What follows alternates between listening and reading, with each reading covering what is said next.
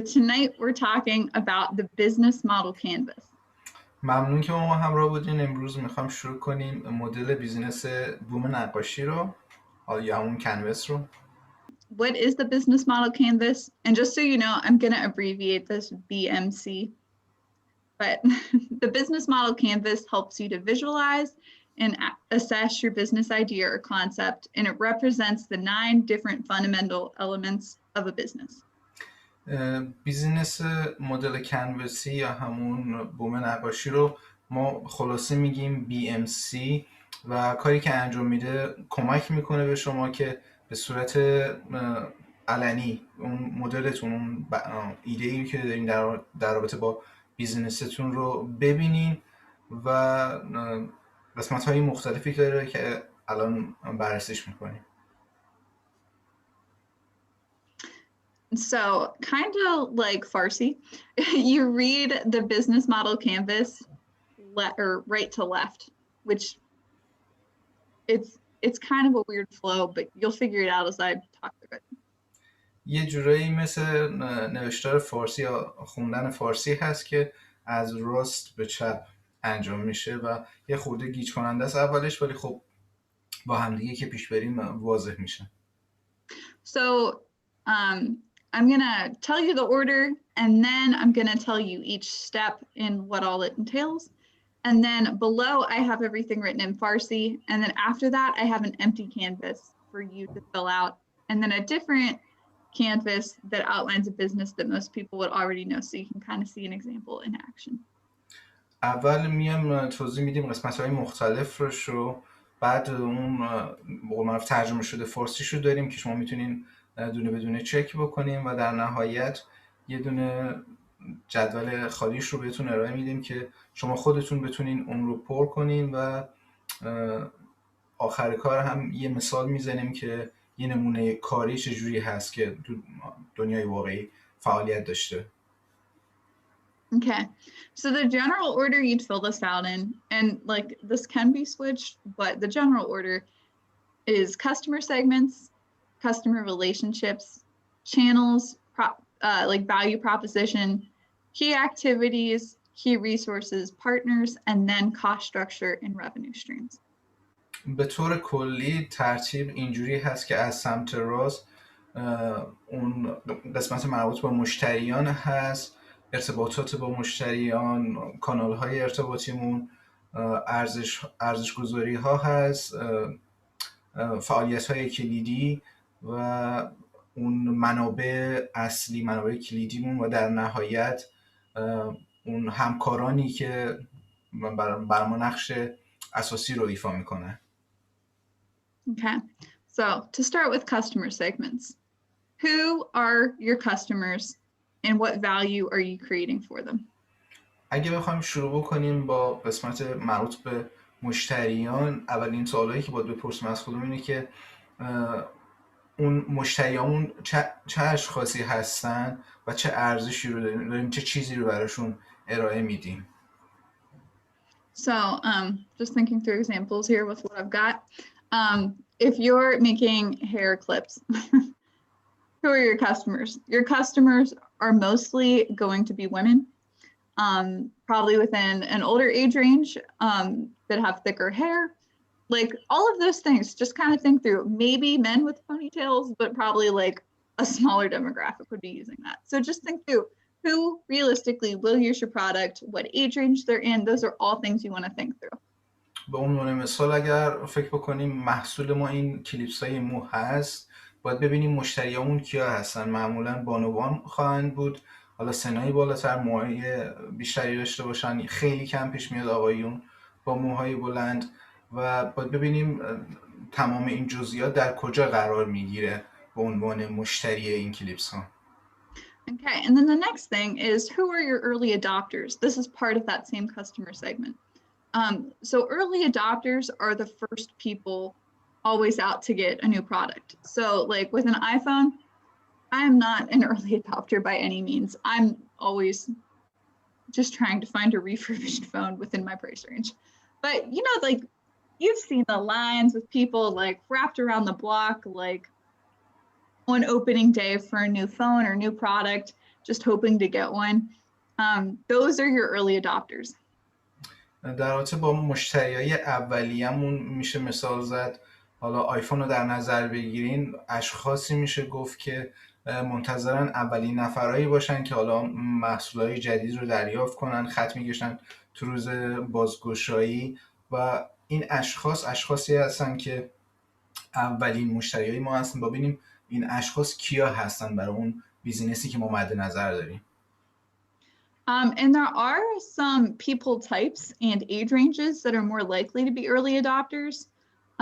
Whereas like people my parents' age who've been using certain products for a long while and know what they like might be less likely to try something new as opposed to, I don't know, like younger people who don't know what they like and are more risk takers and things like that. And just because you're an early adopter with one thing doesn't necessarily mean you won't be with another.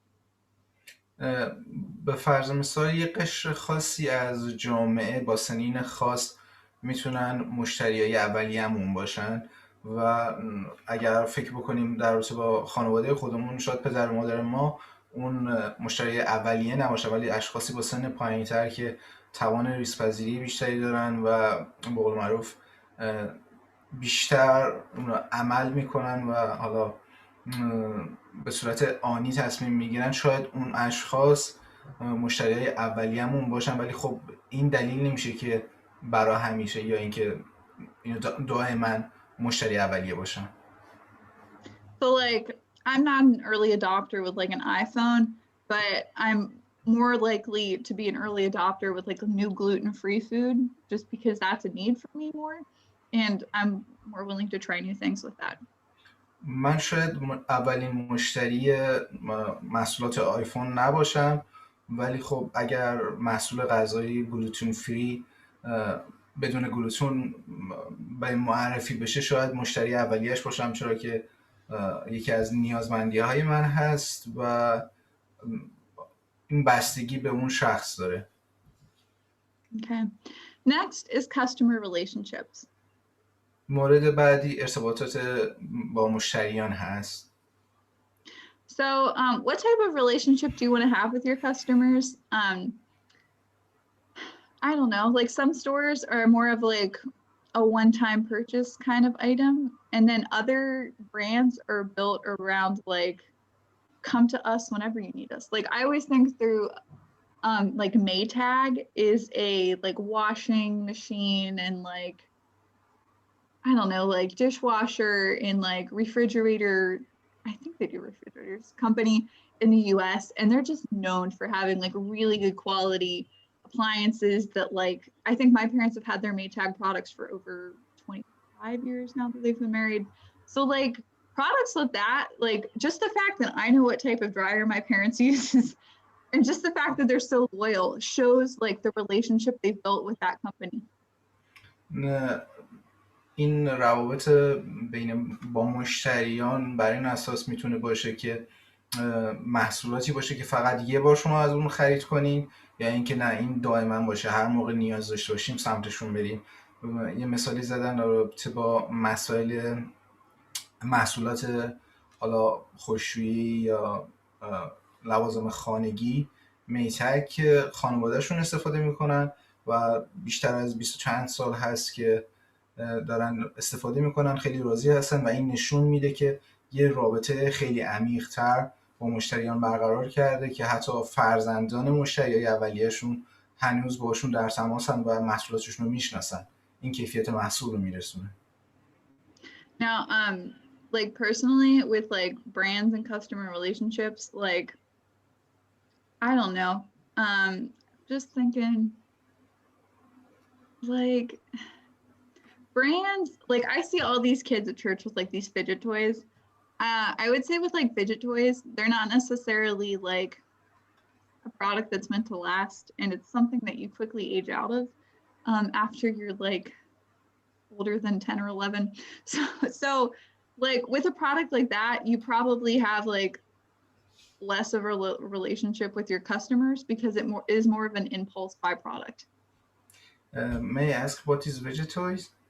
Fidget toys are like those little things that the kids have, and you like push it, and like اوکی it makes a popping sound, or like straws, and it makes a weird sound. And اوکی.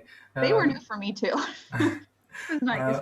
اگه بخوایم مثال بزنیم یه سری حالا اسباب بازی یا سرگرمیایی که برای بچه‌های سنین پایین هست، اینا محصولاتی نیستن که دائمی بشه ازشون استفاده بکنی و مشتری دائمی باشن. اینجوریه که تا سن 10 یا 11 سالگی شاید سمت این محصولات برن خرید کنن، ولی خب سن که بالاتر میره خرید اون محصولات برای اون اشخاص متوقف میشه و اینا یه محصولاتی هستن که شاید یه بار یا چند بار خریداری بشه. Oh, and then my last example for customer relationships is going to go into the next one as well, which is channels. So I live in a pretty, like, the town I live in, there's maybe 1,200 people. Like, we're very tiny in Pennsylvania. And so, like, we know like everybody in town because it's the farming community, and you know everyone. اگه مثال بعدی رو که بخوام بزنم که با ارتباطات یا اون کانال‌های ارتباطی هم مرتبط میشه، فرض کنین منو که از ترانسیلوانیا میام و این یه شهر خیلی کوچیکه، حالا شاید 1200 نفر 12000 نفر مطمئن نیستم جمعیت داشته باشه و همه همدیگه رو میشناسن. So we know this retired doctor who like went into farming, and now he butchers his own like chickens and cattle and like things like that. And it's all grass-fed meat. And so our family and like our town loves to get our like fresh meat from this farmer who, I don't know, we just know it's grass-fed, which is healthier if you have a gluten allergy, like all these things like that we just really love, and have like pretty much done advertising for this person because we're constantly like, hey, we get our meat here. You should check out Mr. Whoever with his chicken. It's a great chicken. So yeah, I'll let you translate that.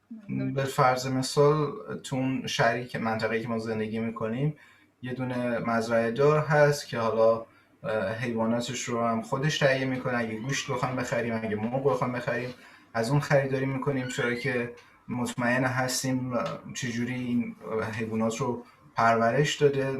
از نظر غذایی فقط حالا سبزیجات رو ارائه داده و برای مایی که حالا مثلا گلوتون حساسیت داریم بهش، محصولات اون خیلی خوبه و دائما داریم براشون تبلیغ میکنیم. یه جورایی و هر کی میرسیم میگیم آره ما از این شخص محصولاتمون رو میخریم. So, and then channels is how will you reach your customers? So for Mr. Farmer Man, I honestly can't remember his name. I feel kind of bad about that. But like, so different types of advertising would be like broad advertising, like a billboard, or targeted advertising, like in a specific like trade journal or something more specific to an industry. And then there's also like word of mouth, like which is public relations, like PR, and that's normally like the most credible advertising. تو قسمت ارتباطات و کانال‌های ارتباطی بخش‌های مختلفی رو میشه مد نظر قرار داد که تبلیغات یه بخش بزرگش هست که اون باز دسته‌بندی میشه. به فرض مثال اولین مورد این هست که در سطح گسترده باشه، مثل این باشه که حالا بنر یا تابلوهای تبلیغاتی رو ارائه بدن. مورد دوم برای اشخاصی خاص میشه که محدوده بندی میشه به یه سری اشخاص خاص، به اونا تبلیغات رو ارائه میدن. و نهایتاً و مهمترینش به قول معروف اون تعریفی که دیگران از محصول میکنن، اون صحبتی که شما در قبال بازخورد و استفاده کردن از این محصول به دیگران ارائه میدین، این خودش یه تبلیغه. So back to that Maytag example, because my parents have had their Maytag products for 20 plus years and still going strong. They pretty, I mean, they like when people are like, oh, where'd you get that? And do you like it? They're like, of course we love it. And they talk about it. And so because my parents are happy with those products, when the time comes for me to buy like a washer and like a dishwasher and things like that, I'm probably going to go with Maytag just because that is how well they've advertised through word of mouth. و الان اگه برگردیم به مثال قبلیمون که میتگ بود، محصولاتی که لوازم خانگی هست، چون پدر و مادر من از این محصولات راضی هستن و تمام طول این مدت 25 سال دارن استفاده میکنن بدون هیچ مشکلی و هر کس ازشون میپرسه آیا راضی هستی، میگه آره 100% راضی هستیم و شروع میکنن تعریف کردن. اگه روزی برسه که من بخوام محصولی برای حالا خونه خودم بخرم یا اینکه نیاز داشته باشم، مسلما با همین محصول میتگ پیش خواهم رفت، چرا که این محصولا تعریفش رو از خانواده‌ام شنیدم، از دیگران شنیدم و یه جورایی اثبات شده هستن از نظر کارکردی و اعتبار. So next is value proposition, and some of value proposition we will also talk about next week when we talk about marketing. قسمت بعدی اون ارزش‌گذاری محصولاتمون هست که حالا هفته آیندهم در موردش صحبت می‌کنیم. Oh, and then also kind of everything we're outlining tonight will also kind of be reiterating, but in a lot more detail in like 3 weeks when we go over creating your business plan. تمام این چیزایی که الان داریم به قول معروف خلاصه بهش اشاره میکنیم تو این چند هفته آینده دوباره برمیگردیم بهشون و برای نوشتن اون اون ایده بیزینسمون از اونها استفاده میکنیم. So with value proposition, like with the chicken farmer guy, his value proposition is local, fresh, grass-fed meat. And that's really all it has to be. And people looking for those 3 things, or even just one of those things, is going to find him probably through word of mouth advertising. اگر برای اون مزرعه دار بخوایم مثال بزنیم، اون ارزش گذاری اون محصولات این شخص اینکه یه محلی هست، اون مال منطقه خاصیه، محصولات گوشت و حالا لبنیات رو داره و اینکه حالا اون حیواناتش رو با سبزیجات سیر میکنه، یعنی که بهشون خوراک میده. همینا کافی برای اینکه به قول معروف تبلیغ بشه و دیگران از اون بشنوند. And like for high level concept, like if you're creating a very niche product, like that is going within like a phone or just like, I don't know, like more niche goods, that might be a high level concept. Whereas like chicken farming, not a crazy high level concept, but it's meeting a need and there are customers who want it. And the guy, honestly, he's killing it. Like the whole town knows this guy and loves him. اگر بخواین محصولات حالا سطح بالاتری رو ارائه بدیم مثل موبایل فون یا چیزای دیگه، شاید خیلی جزئیات و موارد خاصی رو باید در نظر بگیریم، ولی خب برای اون مزرعه دار فقط حالا ارائه محصولات مزرعه هست و حالا گوشت و مرغ و موارد اینجوری و این شخص واقعا تو کارش خبره است و همه اونو میشناسن و حالا بیزنسش رونق داره. Okay, so with the rest of these, I think I'm going to switch just between the Maytag and chicken farmer stories, just so you have different examples in 2 completely different fields. از این بعد سعی میکنیم فقط بین میتگ، محصولات میتگ و این مزرعه دار مثالمون رو جابجا کنیم که یه نظریه کلی از قبل داشته باشیم، پیش زمینه داشته باشیم. So key activities for a chicken farmer, adding to like what your company is doing day to day, is probably feeding and watering chickens and making sure they're healthy and happy. And then like slaughtering chickens when that time comes, and then like advertising for your product in like the local merchant and things like that.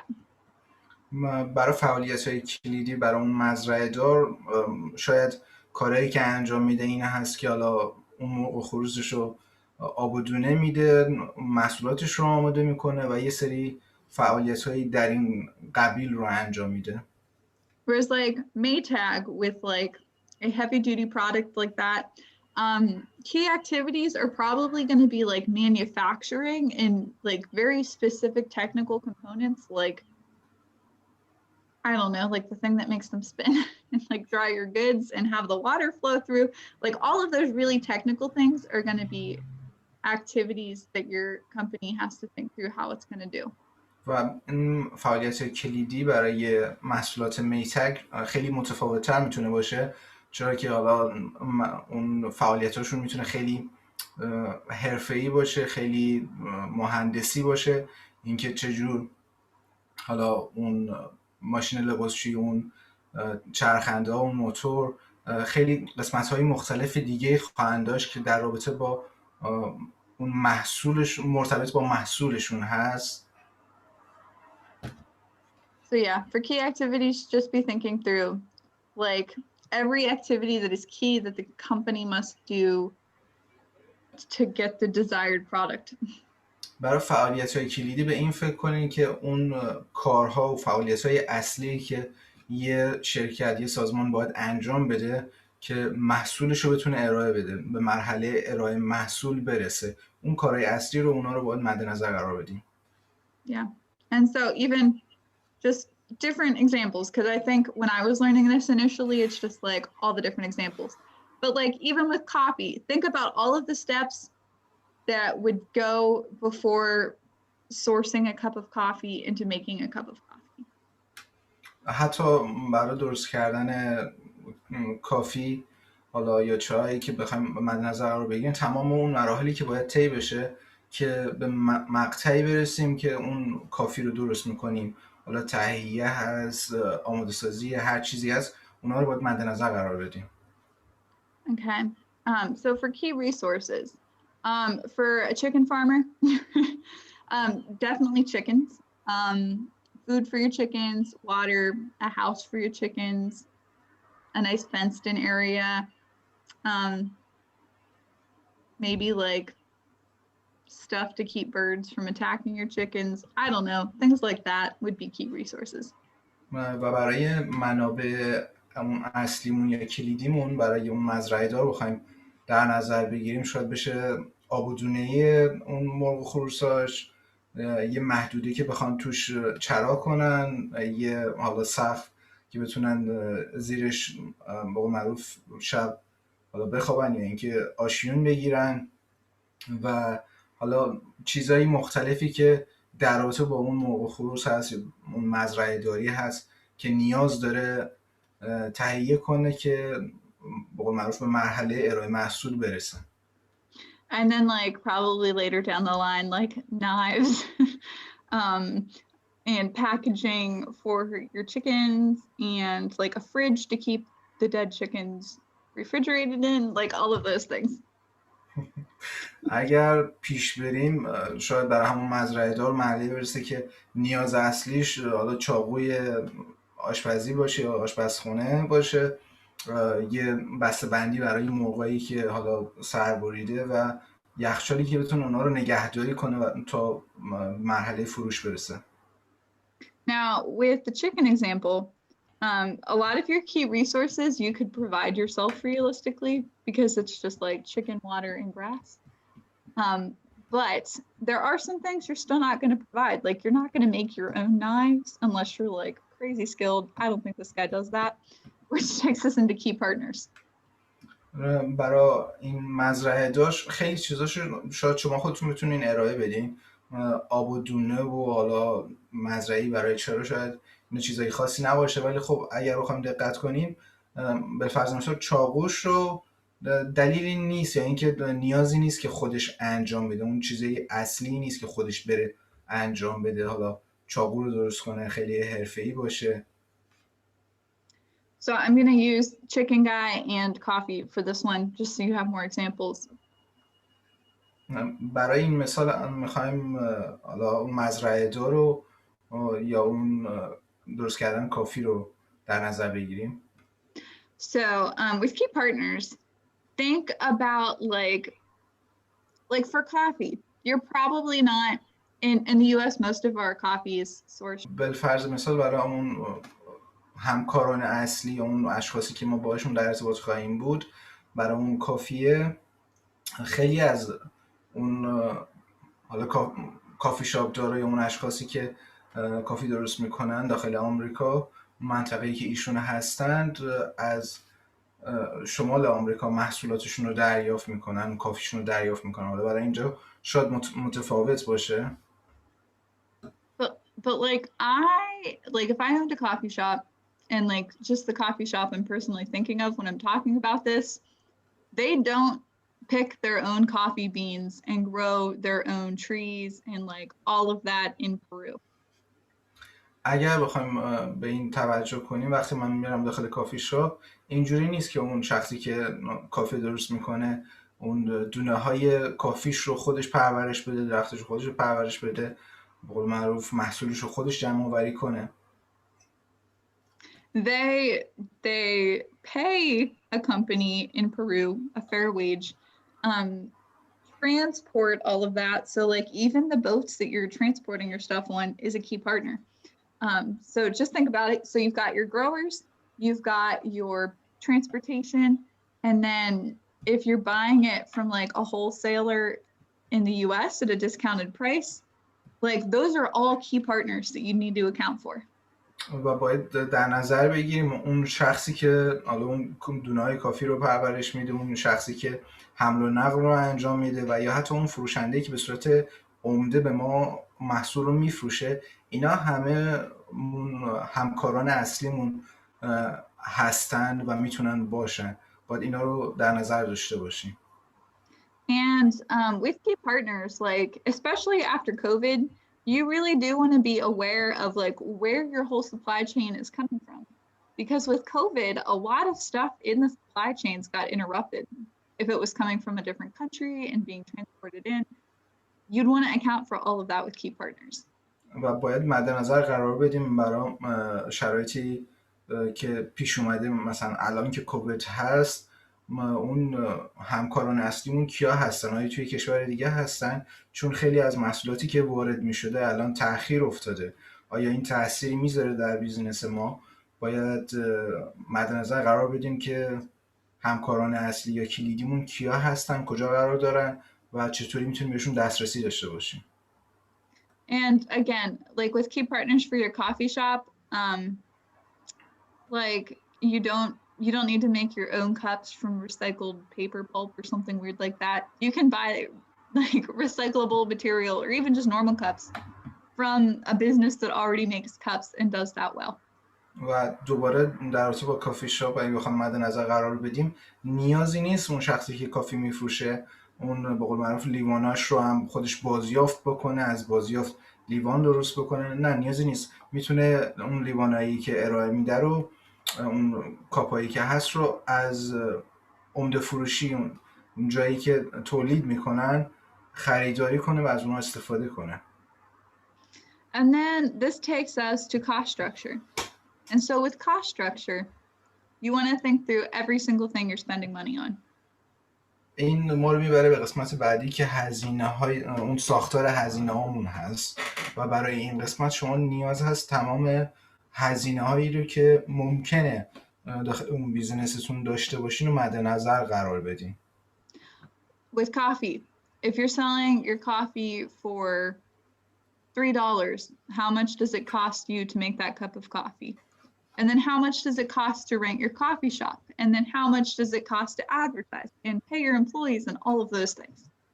اگه کافی شاپ رو در نظر بگیریم، وقتی که یک لیوان کافی رو میفروشیم باید تمام هزینه‌هایی که به اونجا میرسه تا این لیوان به فروش بره مد نظر قرار بدیم. هزینه‌ای از جمله از کجا محصولاتمون رو تهیه می‌کنیم، چقدر هزینه‌مونه که این کافی شاپ به قول معروف روندش رو داشته باشه، روندش رو طی کنه، چقدر هزینه کارگر داریم، چقدر به قول معروف هزینه تبلیغات داریم. تمام این هزینه ها رو باید در نظر بگیریم. So with revenue streams, this is like after you've taken out all of like everything that it costs to do different things, how are you making a profit?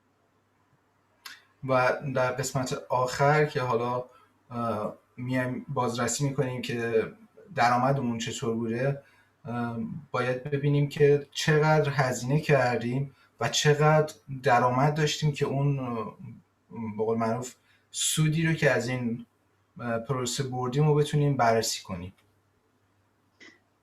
So with like going back to Mr. Chicken Man, you could Like normally people buy like chicken breast or chicken legs or things like that. But if you have people who are, I don't know, into like internal organ meat, I know there are people that like really love the taste of like liver and things like that. I personally am not one of those people, but selling extra things like that and making an additional profit for people that are willing to pay for that good that otherwise you wouldn't make, that could be an additional revenue stream to what you're currently doing. اگه اون مزرعه دار رو در نظر بگیریم، حالا فروش مرغ و یا حالا بال و لگ و حالا رون مرغ یا قسمت های مختلف، این جای خودش داره، یه درآمد خاص خودش داره. ولی خب اینم میتونه در نظر بگیره یه سری اشخاص هستن حالا اون قسمت های داخلی مرغ مثل دل و جیگر رو حالا خرید میکنن. این میتونه یه منفعت اضافه باشه و این رو باید در اون ساختار هزینه‌ای که حالا دریافت میکنیم اونا رو اضافه کنیم. You could sell the feathers for, I don't know, like t-shirts. Like this weird feather trend is in with clothes that you'll see in like high fashion. I don't know. So you could sell your feathers. You could give like little miniature farm tours to like school groups who want to explore farms, or I don't know, just like petting chickens. I don't know.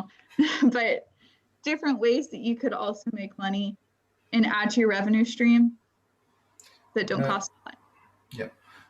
میتونیم در رابطه با همون مزرعه دار به فرض مثال اون پروبال مرغا رو بفروشیم اگه مشتریش رو بتونیم پیدا کنیم. میتونیم یه به قول معروف تورایی کوچیک حالا گردشگری دور مزرعه برای محصلین بذاریم و مواردی از این قبیل که باعث میشه یه درآمدی به بیزینس ما وارد بشه و یه منبع ورودی و از منفعت، حالا اون سود به بیزینس ما تزریق بشه.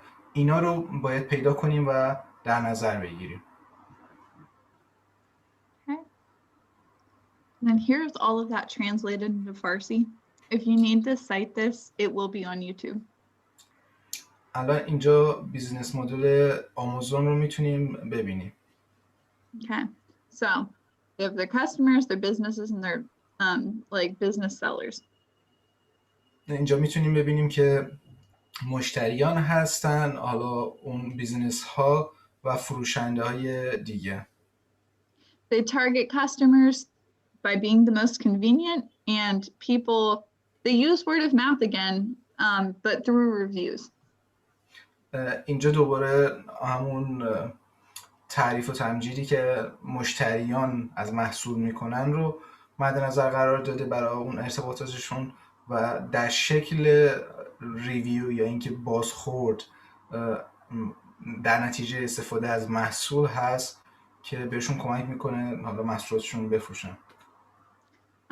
They listed Amazon Go. What I'm familiar with that being is like Amazon is partnered with a store kind of like Waitrose in the US. It's called Whole Foods.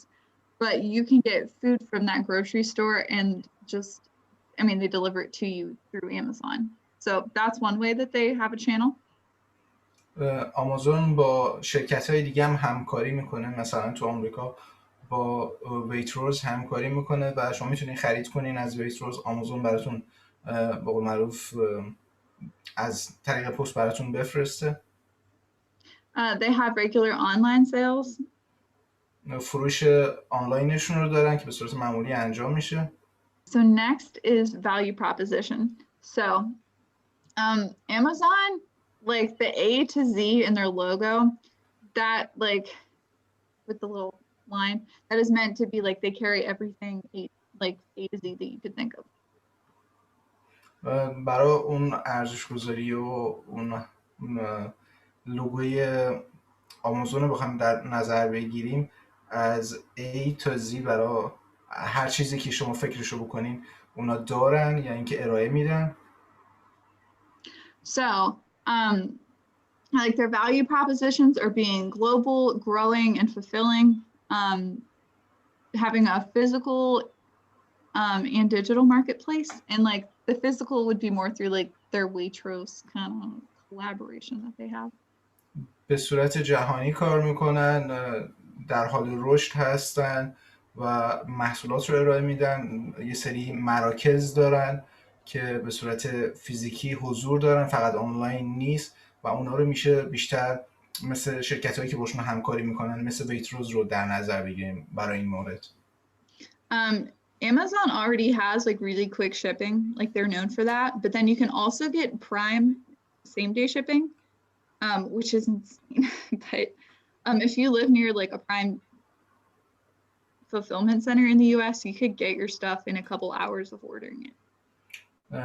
آمازون خیلی به قول معروف شناخته شده است برای اون ارائه محصولاتشون با سرعت بالا، یعنی که سریع محصول رو تحویل میدن از طریق پست. ولی خب اگه شما پرایم بگیرین، یعنی که برای یه هزینه اضافه تر بدین و یه اکانت حالا با اولویت ازشون بگیرین، اینجوری هست که حتی شاید تو کمتر از چند ساعت همون روز محصولتون رو بهتون ارائه بدن. Which takes us to key activities. Amazon has crazy infrastructure, like with shipping and like their own set of logistics that they've kind of almost like monopolized their own marketing. They're a one-stop shop for like, if you want to research 50 different white t-shirts, you could do that on Amazon and know what everybody thought about them by reading reviews from customer relationship. And then innovating, they're constantly innovating in different ways to make their company the go-to. And then they're also constantly creating digital content and physical content. و در رابطه با کارهایی که انجام میدن اینجوری هست که شما وقتی میخواین یه چیز رو خرید کنین، کافی برین داخل آمازون 50 مدل مختلف یه جنس رو میتونین چک بکنین، اون ریویوها یا اون بازخوردهایی که اشخاص مختلف نوشتن رو میتونین بررسی کنین، تجربهشون رو بدونین و از نظر فعالیت‌های دیگه‌ای که دارن خیلی در تلاش هستن که محصولات مرتبط با آمازون رو با اسم آمازون رو ارائه بدن و So with key resources, part of that would be like if you have like an Amazon Prime original show, like a film production, they'd have to have studios for that, but also warehousing space for just the massive amount of products that like their business sellers that they store for them. در رابطه با اون منابع اصلی کلیدیشون میتونین اون حالا انبارهای بزرگی که دارن در نظر بگیرین. اگه پرایم داشته باشین برای اون حالا فیلمایی که مختص پرایم هست، شاید استودیو برای فیلم برداری داشته باشن و مواردی از این قبیل. Different resources they have is just like all of the shipping codes that they need. They have like robots in a lot of their facilities that can like fulfill orders really quickly. They have algorithms so that you can find specific things through specific keywords. And then again, like infrastructure is insane for them. و اون چیزهای دیگه‌ای که نیاز دارن شاید اون بارکدایی باشه که محصولات رو با شناسایی میکنن. هماهنگیش هست که به قول معروف در جای خودشون قرار بگیره که خیلی از جاها از ربات استفاده میکنن که حالا محصولاتشون رو بسته‌بندی کنن و یه به قول معروف یه راه حل دارن برای جستجوها، یه الگوریتم دارن که میتونن محصولات مختلف رو از راههای مختلف با کلمات کلیدی مختلف جستجو کنن و خیلی سریع پیدا کنن. And then key partners, logistics and associates, like again, Whole Foods would be an associate. They don't source all the grocery food themselves. They just have Whole Foods do that for them. And then logistics, like even with their film production, I doubt they hire their own film crews. They just use existing companies and are paying them for the rights to use like that media content. و در رابطه با اون همکاران اصلیشون شما میتونید مد نظر قرار بدین همون ویتروز که محصول ارائه میده، خودشون محصول رو تولید نمیکنن، خودشون به قول معروف جمع آوری نمیکنن، داخل ویتروز آماده میکنن، اونو فقط به قول معروف پست میکنن و از نظر حالا منطقیشون حالا تو قسمت‌های دیگه بخوایم بررسی کنیم، بالفرض مثال همون استودیویی که گفتیم فیلم برداری میکنن، اینجوری نیست که خودشون بیان خودشون فیلم برداری کنن. گروه‌های آماده‌ای هستن که این کار رو انجام میدن، فقط اونا استخدام میکنن، یعنی که ازشون کمک میگیرن. And then cost structure, they pay for warehouses, they pay all of their employees, and then they have to pay for all of the infrastructure for digital and physical content. و اون ساختار هزینه هاشون این هست که باید هزینه پرداخت کنن برای انبارهاشون، برای کارگرها، برای تمام اون فعالیت هایی که به صورت آنلاین انجام میشه یا اینکه به صورت شخصی فیزیکی داره انجام میشه، باید با تمام این موارد هزینه کنن. And then their revenue comes from selling goods for third parties, and then through like Amazon Prime. و اون درآمد اصلیشون از طریق حالا فروختن محصولات مختلف برای به قول معروف اجناسی که دست اول هستن، نو هستن، برای اشخاصی که به قول معروف بیزینس های کوچیک هستن، اونجا میتونن فروش کنن. و نهایتا از طریق پرایم که یه عضویت ویژه هست که شما باید براش هزینه پرداخت کنید.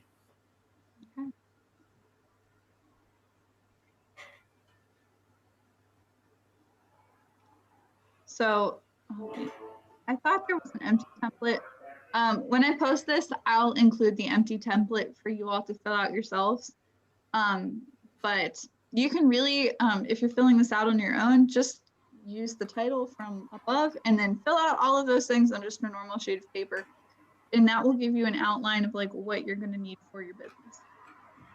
و حالا وقتی که خواستیم اینو آپلود کنیم، یه پیج معروف خالی رو هم براتون میذاریم که شما فقط تیترها رو بنویسین و در رابطه با اون بیزینسی که خودتون میخواین انجام بدین اون به قول معروف فرم رو پر کنین و مشخص کنین تمام قسمت‌هایی که بررسی کردیم.